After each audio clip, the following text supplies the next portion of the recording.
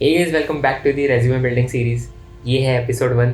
अगर आपने intro video नहीं देखा ये रेज्यूमे बिल्डिंग सीरीज़ का, तो यार पहले वो देख लो, आपको पता चले कि हम ये सीरीज़ में क्या डिस्कस करने वाले हैं, क्या आपको जानने को मिलेगा, कैसे आप रेज्यूमे बिल्डिंग कर सकते हो, कैसे रेज्यूमे का अच्छा बना सकते हो, सही रेज्यूमे बना सकते हो, क्या सैलरी रेंज की कंपनी टारगेट कर रहे हो। तो यार ये एपिसोड रहेगा हमारा फर्स्ट रेंज जो है अप टू 5 LPA। 5 LPA तक कैसा रेज्यूमे बनाना चाहिए, क्या इंक्लूड करना चाहिए, वो सब कुछ डिस्कस करेंगे। तो यार सबसे पहले देखो, सारे लोग NIT IIT से नहीं होते। मैं भी NIT IIT से नहीं था, मैंने Tier 3 कॉलेज से ग्रेजुएट किया है, तो मैं अभी पहले बार में ही उतने हाई लेवल तक नहीं पहुंच गया था। सच बताऊंगा, ऑनेस्ट रहूँगा, मैंने भी इसी रेंज से स्टार्ट किया था, इसलिए मैं बता पा रहा हूँ कि यार 3 to 5 LPA जो भी टारगेट कर रहे हैं, अप टू 5 LPA, वो एक सही रेज्यूमे कैसे बना सकते हैं, रियल लाइफ एक्सपीरियंस के थ्रू ही बताऊँगा। काफ़ी ज़्यादा हेल्पफुल रहेगा आप लोगों के लिए। चलो तो फिर जल्दी से वीडियो को स्टार्ट करते हैं। तो यार काफ़ी सारी चीज़ें देखेंगे हम लोग इसमें कि रेज्यूमे में क्या क्या होना चाहिए, क्या क्या एक्सपेक्ट करते हैं रिक्रूटर्स, कौन से सेक्शन में से कौन क्या पूछता है, और आपको सारे सेक्शन में क्या रखना चाहिए, क्या डालना चाहिए, क्या डिटेल्स डालनी चाहिए, वो सारी चीज़ देखेंगे। ठीक है, तो वीडियो एंड तक देखना, काफ़ी यूज़फुल रहेगा जो भी ये कैटेगरी में जॉब अप्लाई कर रहा है उसके लिए। ठीक है, चलो तो एक एक करके सारे चीज़ देखते हैं। तो पहले लिख लेते हैं हम लोग क्या क्या देखेंगे। Sections to include expectations out of each section, मतलब जो भी सेक्शन हम डाल रहे हैं उसका क्या एक्सपेक्टेशन है, क्या आउटकम है। ठीक है, फिर कौन पूछता है वो, who ask what। ठीक है, अब देखो फर्स्ट सेक्शन देखते हैं। फर्स्ट कि क्या क्या हमारे रेज्यूमे में होना चाहिए। सबसे पहले करियर ऑब्जेक्टिव या बोल लो प्रोफाइल सेक्शन। ठीक है, जिसमें हम लिखते हैं कि हम क्यों जॉब ढूंढ रहे हैं, कैसी कंपनी हमें चाहिए, क्या हम एक्सपेक्ट कर रहे हैं। अगर आपको एक्सपीरियंस है ऑलरेडी तो आप लिख सकते हो कि मेरे को इतने साल का एक्सपीरियंस है, मेरे को ये सारी चीज़ें आती है, मैंने इन सारी चीज़ों पर काम किया है। डिटेल्स नहीं लिखनी है, बस एक्सपीरियंस लिखना है कि आपने पहले क्या किया है, कौन सी कंपनी ढूंढ रहे हो, कैसे टाइप की कंपनी ढूंढ रहे हो, वही सारी चीज़। ये फ्रेशर्स के लिए उतना मैटर नहीं करेगा, रिक्रूटर्स बस सिर्फ इसको पढ़ लेते हैं, बट उतना कुछ काम नहीं आता जितना मेरे को पता है। ठीक है, अगर आपको एक्सपीरियंस है तो हो सकता है रिक्रूटर्स इस सेक्शन को पढ़े ताकि उनको एक ब्रीफ आइडिया आ जाए कि इस कैंडिडेट ने क्या किया है। ठीक है, बट ये सेक्शन डालना ज़रूरी है, करियर ऑब्जेक्टिव और प्रोफाइल सेक्शन। ठीक है, नेक्स्ट सेक्शन है पास्ट एक्सपीरियंस। ठीक है, इसमें आपको क्या करना है, पास्ट में अगर आपको कोई एक्सपीरियंस है तो आप उसमें वही सारी डिटेल्स डालो जो कि आपने प्रीवियस कंपनीज़ में काम किया है, कैसे टाइप के प्रोजेक्ट्स पे काम किया है, क्या अचीव किया है, उससे कंपनी को क्या फ़ायदा हुआ है, वो सारे पॉइंट्स आप इसमें डाल सकते हो। ठीक है, बट अगर आप फ्रेशर हो तो एक्सपीरियंस तो आपके पास होगा नहीं, उस केस में आप यहाँ पे प्रोजेक्ट सेक्शन डाल सकते हो कि आपने कौन से प्रोजेक्ट्स बनाए हैं, किस पे बनाए हैं, क्यों बनाए हैं, और उस प्रोजेक्ट्स में आपका रोल क्या था। हो सकता है आपने किसी के साथ मिल के बनाया हो, कोई कॉलेज प्रोजेक्ट या किसी के लिए। ठीक है, तो आप उसमें ये डाल सकते हो कि आपका उस प्रोजेक्ट में रोल क्या था। ठीक है, तो यहाँ पे हम लिख देंगे प्रोजेक्ट सेक्शन। ठीक है, अब जिसको एक्सपीरियंस है वो भी प्रोजेक्ट सेक्शन डाल सकते हैं। अगर आपने कुछ यूनिक प्रोजेक्ट बनाया हो, आपको लगे कि हाँ ये एक इंपॉर्टेंट प्रोजेक्ट हो सकता है मेरे रेज्यूमे के लिए, तो आप वो इसके अंदर डाल सकते हो। ठीक है, अब आपको इस सेक्शन में क्या क्या इंक्लूड करना है, डिस्क्रिप्शन कि आपका प्रोजेक्ट क्या है, किसके बारे में है, क्यों आपने बनाया था, फिर कुछ आउटकम अगर आया हो कि हाँ इससे ये हेल्प मिली हो किसी को, नंबर स्पेसिफिक अगर कुछ आउटकम निकला हो कि हाँ इस प्रोजेक्ट से इतने यूजर्स को हेल्प मिली है, या फिर इतने % कुछ इंक्रीज़ हुआ है या इम्प्रूव हुआ है, जो भी इस प्रोजेक्ट का आउटकम निकला हो वो। ठीक है, तो वो नंबर स्पेसिफिक आप यहाँ पे डाल सकते हो इन्फॉर्मेशन। उसके अलावा उस प्रोजेक्ट को आपने कहाँ होस्ट किया है वो डालो, ताकि रिक्रूटर्स, इंटरव्यूअर्स उसको देख पाए कि आपने क्या बनाया है एक्चुअली। और गिटहब की लिंक डालो इसमें, ताकि जो टेक्निकल इंटरव्यूअर्स है वो आपका कोड देख पाए कि आप कैसे कोड लिखते हो, आपके कोड की क्वालिटी कैसी है। ठीक है, तो ये 3 सेक्शंस लिखने हैं, मैं यहाँ पे लिख देता हूँ डिस्क्रिप्शन, और हाँ टेक स्टैक भी डालना है कि कौन से टेक स्टैक यूज़ करके आपने वो प्रोजेक्ट बनाया है। ठीक है, टेक स्टैक, गिटहब लिंक और लाइव प्रोजेक्ट लिंक। ठीक है, आपने कहाँ पे होस्ट किया है उसका लिंक। इसमें से अगर आपके पास कुछ नहीं है, हो सकता है आपने प्रोजेक्ट कहीं पे होस्ट नहीं किया हो तो वो रहने देना, हो सकता है आप गिटहब लिंक भी ना दे पाओ अगर आपने किसी और के लिए बनाया है। ठीक है, तो उस केस में आप सिर्फ डिस्क्रिप्शन और टेक स्टैक डाल देना। डिस्क्रिप्शन में आपको डालना है किसके लिए बनाया है, क्यों बनाया है और क्या बनाया है। ठीक है। प्रोजेक्ट सेक्शन के अलावा नेक्स्ट सेक्शन आपको डालना है। नेक्स्ट सेक्शन आप डाल सकते हो सर्टिफिकेशन, कोर्सेज या ओपन सोर्स कंट्रीब्यूशन। अगर आपने किया हो कुछ तो उसके बारे में लिख सकते हो, ठीक है। सर्टिफिकेशन कोर्सेज उतने काम नहीं आते, बट अगर आपने कुछ एक्सेप्शनल कोई कोर्स किया हो या कोई सर्टिफिकेशन हो तो वो चीज़ ऐड कर सकते हो, ठीक है। उसकी डिटेल्स डाल सकते हो। अब उसके अलावा को करिकुलर का एक सेक्शन बनेगा, ठीक है, जिसमें आप डाल सकते हो कि कॉलेज में आपने अगर कोई इवेंट्स या कोई फेस्ट में कुछ पार्टिसिपेट किया हो जिससे आपने कुछ सीखा हो, कोई इवेंट को लीड किया हो, कुछ वॉलंटियर किया हो, तो वो सारी चीज़ें डाल सकते हो, ठीक है। अगर नहीं किया तो भी कोई बात नहीं, इस सेक्शन को मत डालना। और हाँ, पास्ट एक्सपीरियंस में अगर आपने कोई इंटर्नशिप भी की हो तो वो भी डाल सकते हो, उसकी डिटेल्स, ठीक है। इंटर्नशिप या तो जॉब एक्सपीरियंस, ठीक है। अब उसके अलावा 2-3 सेक्शंस और हैं जो हमें डालने हैं। कॉन्टैक्ट इन्फो, ठीक है, इसमें आप अपनी गिटहब की URL डाल सकते हो। अगर आपकी कोई वेबसाइट है, अगर आपकी कोई पोर्टफोलियो वेबसाइट है तो वो डाल सकते हो। आपका ईमेल एड्रेस डाल सकते हो, फ़ोन नंबर डाल सकते हो, ठीक है। आपका नाम तो आ ही जाएगा।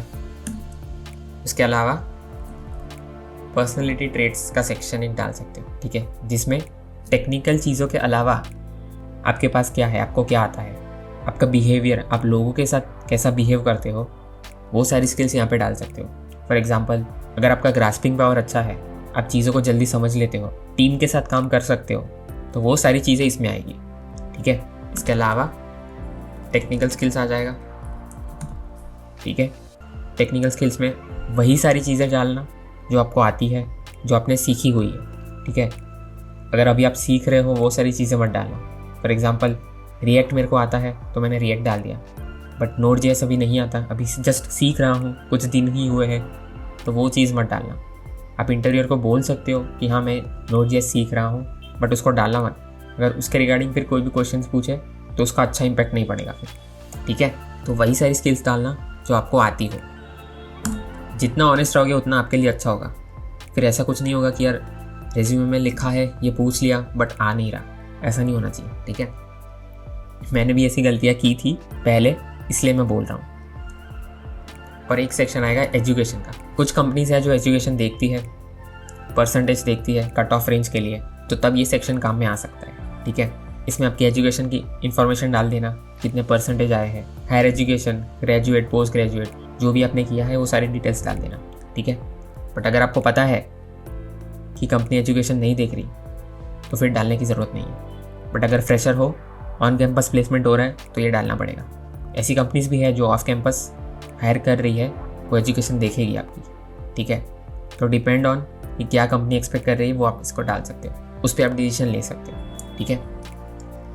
तो यार ये सारे हो गए कि हमें कौन से सेक्शंस को डालना है, ठीक है। अब देखते हैं कि इन सारी चीज़ों का एक्सपेक्टेशन क्या है, क्यों ये सारी चीज़ें डालनी है रहती है।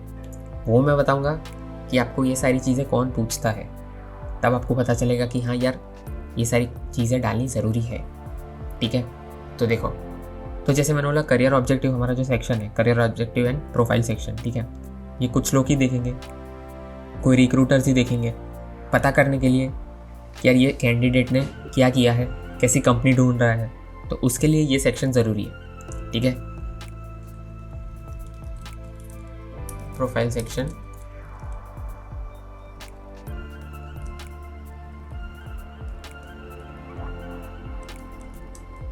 HR recruiters look for it, ठीक है। अब पास्ट एक्सपीरियंस क्यों डालना है, तो यार पास्ट एक्सपीरियंस अगर डालोगे, अगर आपने कोई इंटर्नशिप या जॉब की हो तो ही रिक्रूटर को पता चलेगा कि आपको कि एक्चुअल में आपको पास्ट एक्सपीरियंस क्या है, प्रीवियस कंपनी में आपने क्या काम किया है, इंटर्नशिप में आपने क्या किया है, ये डिटेल्स होगी तो ही वो समझ पाएगी कि हाँ यार इसने तो ये सारी चीज़ें की हुई है, हम भी ऐसा ही कैंडिडेट ढूंढ रहे हैं तो इसको शॉर्टलिस्ट कर लेते हैं, ठीक है।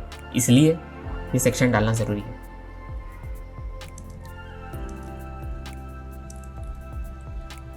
तो यहाँ पे मैं बस लिख रहा हूँ कि ये सेक्शन कौन देख सकता है, ठीक है। और यहाँ पे जो आपका टेक्निकल इंटरव्यू होगा, तो जो भी आपका टेक्निकल इंटरव्यू ले रहा है वो देख सकता है कि आपने प्रीवियस कंपनी में क्या काम किया है, कौन सी टेक्नोलॉजी पे काम किया है, कौन से टेक स्टैक पे काम किया है, ठीक है। तो ये टेक्निकल इंटरव्यूअर के लिए भी ज़रूरी है।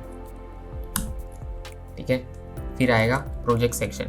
अब अगर आप फ्रेशर हो, आपका कोई एक्सपीरियंस नहीं है, तो HR रिक्रूटर को उतना टेक्निकल नॉलेज नहीं होगा, वो प्रोजेक्ट सेक्शन नहीं देखेंगे। ये कौन देखेगा?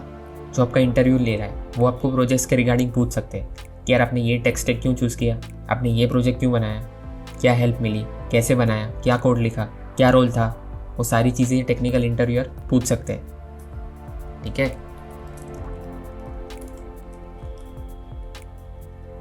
तो यहाँ पे लिख देता हूँ टेक्निकल इंटरव्यूअर। ओके, वो आपके कोड देख सकते हैं, वो आपका प्रोजेक्ट लिंक जाकर देख सकते हैं, तो ये चीज़ उसके लिए इम्पॉर्टेंट है। अब नेक्स्ट देखते हैं सर्टिफिकेशन कोर्सेज और ओपन सोर्स कंट्रीब्यूशन। अब कुछ कम HR रिक्रूटर्स होंगे जो ये सेक्शन देखेंगे, बट अगर आपने ओपन सोर्स कंट्रीब्यूशन किया है तो वो सेम चीज़ टेक्निकल रिक्रूटर देख सकते हैं कि आपने कहाँ पे कंट्रीब्यूट किया है, कौन से प्रोजेक्ट के लिए किया है, तो उसके लिए ये चीज़ इंपॉर्टेंट हो सकती है। बट सर्टिफिकेशन कोर्सेज काफ़ी रेयरली ही उसको देखता है कोई। ठीक है, तो यहाँ पे लिख देता हूँ अगेन टेक्निकल इंटरव्यूअर और टेक लीड।